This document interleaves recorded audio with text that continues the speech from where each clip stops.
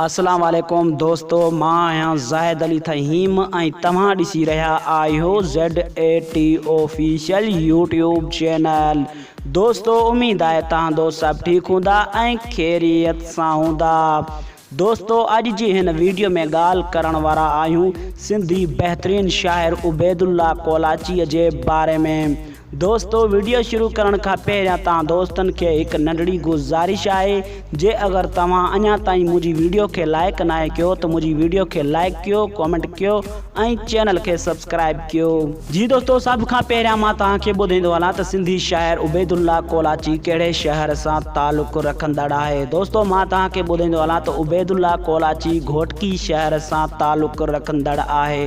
दोस्तों उबैदुल्ला कोलाचीअ जी शाइरी में मुमताज़ मौलाई, मुनवर मौलाई काफ़ी सारा कलाम गाया, पर मां तव्हांखे ॿुधाईंदो हलां त हिन ईद ते मुमताज़ मौलाई भी कलाम गायो आहे उबैदुल्ला कोलाची जी शाइरी में, ऐं मुनवर मौलाई ऐं शमन अली मिराली भी। दोस्तों हिन ईद ते जेका भी कलाम आया आहिनि पर उन्हनि मां हिकु कलाम घणो ई वायरल थियो आहे उबैदुल्ला कोलाचीअ जी शाइरीअ में। उहो कहिड़े फ़नकार गायो आहे जेको घणो ई वायरल थियो आहे कलाम उबैदुल्ला कोलाचीअ जी शाइरीअ में, इहो मां तव्हांखे ॿुधाइण वारो आहियां। उहो कलाम कहिड़ो आहे ऐं उहो फ़नकार कहिड़ो आहे जेको उबैदुल्ला कोलाचीअ जी शाइरीअ में कलाम गायो आहे, त उहो कलाम घणो वायरल थियो आहे।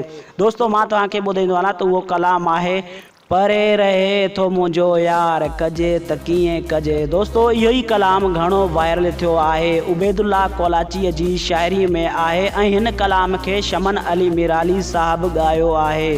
दोस्तों मां तव्हांखे ॿुधाईंदो आहियां त हूअं त सभु कलाम उबैदुल्ला कोलाचीअ जी शाइरी में जेके भी आहिनि तमामु ज़बरदस्त आहिनि, पर ही कलाम तमामु ज़बरदस्त आहे ऐं घणो ई वायरल थियो आहे। दोस्तों उम्मीद कयां थो तव्हांखे ही वीडियो पसंद आई हूंदी। जे अगर तव्हांखे ही वीडियो पसंद आई है तो मुझी वीडियो के लाइक कंदा, कमेंट कंदा ऐं चैनल के सब्सक्राइब कंदा। मेहरबानी दोस्तों, अल्लाह पाक तव्हांखे खुश रखे, सलामत रखे। ॾिसंदा रहो ZAT ऑफिशियल यूट्यूब चैनल।